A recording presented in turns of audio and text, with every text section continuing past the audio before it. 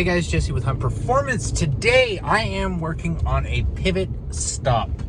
Basically just a little pipe welding, small scale, nothing too fancy. But anyway guys, if you like this channel and you like this content, please like, subscribe, and comment. I will put stuff up in the cards. I believe it's over there, maybe over there. Either way, I'll put a couple of other videos in the cards. I do welding, I do pipe fence, I work on old equipment, and I like this stuff. So I hope this channel grows and I hope you like it. Anyway, yeah, check out the links in the description. I put tools down there that I use to help you guys. And basically, I'm going to kind of show you a little bit about a pivot and what I need to build today. I also got cabs out. Anyway, back to the welding.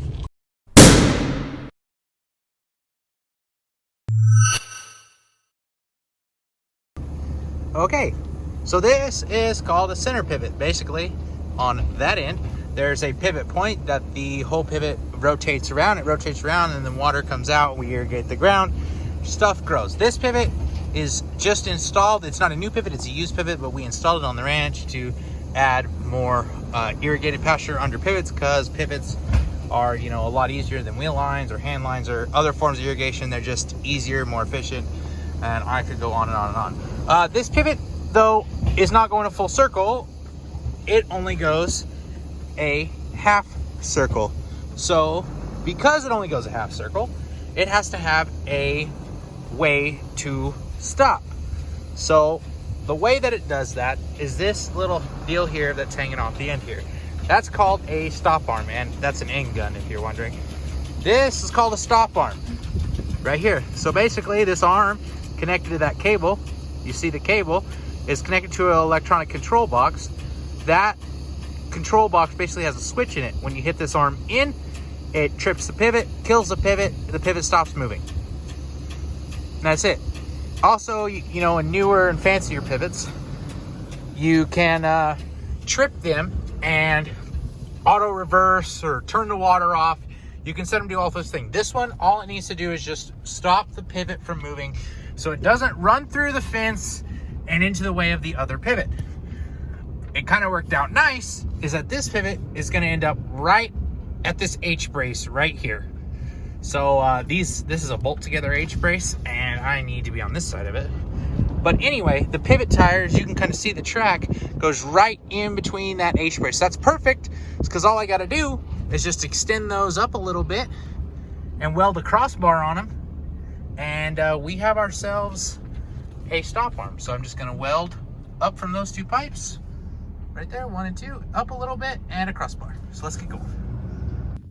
Okay guys, I just went ahead and did some pretty simple layout work. All I'm using is I want a 45-degree angle, so that means I need two 22.5-degree angles to equal the 45. So I went ahead and used my pipe cope guide. It's got 22.5 and 45 on it. So I went ahead and marked and drew that out on both pipes about level. It's not going to be perfect, which is, for this, it's not technical. If you want to do it without a pipe cope guide and you don't have a pipe cope guide, basically the easiest way to set an angle up is you can use a pipe fitter's blue book. And if you don't have one of those, basic angles are pretty simple. If you want to take a 2 pieces and make it a 90, that means you need 2 45s. So it's pretty simple. You take the outside diameter of the pipe and then you make 2 marks.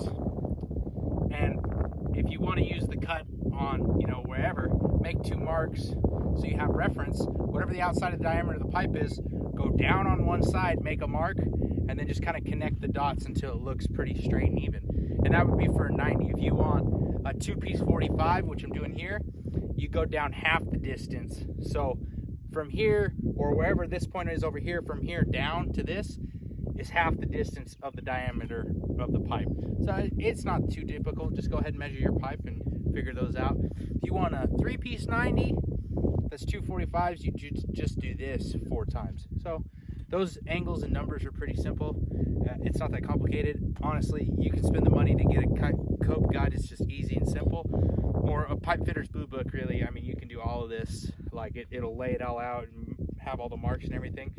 And it's very accurate. But when you're doing quick work or pipe fence work, it doesn't need to be that technical or accurate, so you can use a cope guide like this and get away with it. So I'm gonna get to cutting, and then get some other stuff laid out and get it all cut out, and then come back when we're ready to do some welding.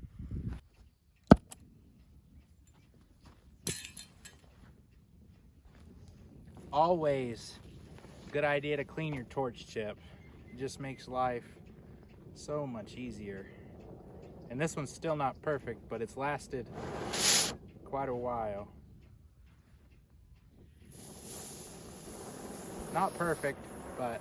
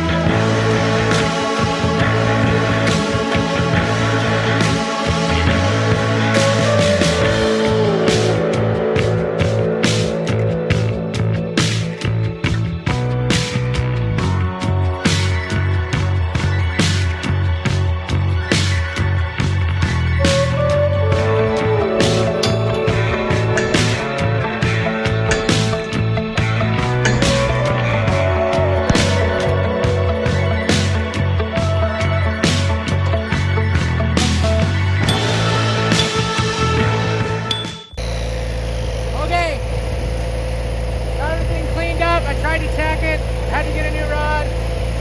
So round two of trying to tack it.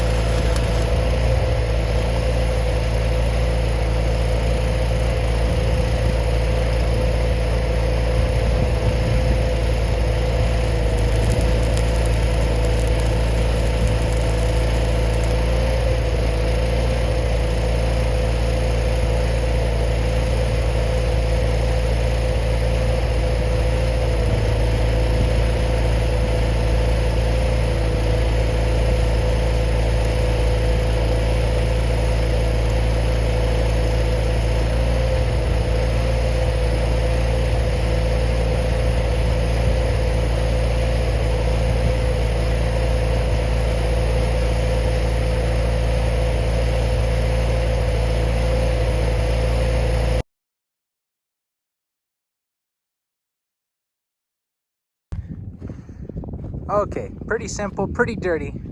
All welded up.